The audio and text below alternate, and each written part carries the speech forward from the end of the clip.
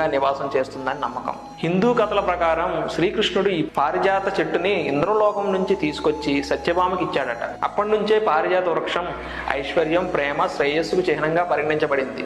వాస్తు ప్రకారం ప్రయోజనాలు ఏంటి ఇప్పుడు చూద్దాం. ఇంట్లో పారిజాత మొక్క ఉంటే దుష్ట శక్తులు దూరమై సానుకూల శక్తులు పెరుగుతాయి. ఇంటి వాతావరణం ప్రశాంతంగా మారుతుంది. లక్ష్మీదేవి అనుగ్రహం లభించి ధనాభివృద్ధి, కుటుంబ ఐక్యత వస్తుంది. ఈ మొక్కను ఎక్కడ నాటాలో ఇప్పుడు తెలుసుకుందాం. వాస్తు నిపుణుల ప్రకారం పారిజాత చెట్టును ఈశాన్య దిశలో నాటడం అత్యంత శుభప్రదం. లేదా ఇంటికి ఉత్తరం లేదా తూర్పు దిశలో కూడా నాటవచ్చు. ముఖ్యంగా తులసి పీఠం దగ్గర పారిజాత మొక్క ఉంటే అది లక్ష్మీదేవికి ఇష్టమైన స్థానం అని చెబుతారు.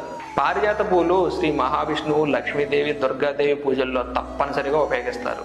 ఇలా పూజలో ఉపయోగిస్తే దేవదేవతల ఆశీస్సులు కలుగుతాయని నమ్మకం. దీనివల్ల ఆరోగ్య ప్రయోజనాలు కూడా ఉన్నాయి. పారిజాత పూలతో చేసిన కషాయం షుగర్ లెవెల్స్ తగ్గించడంలో సహాయపడుతుందట.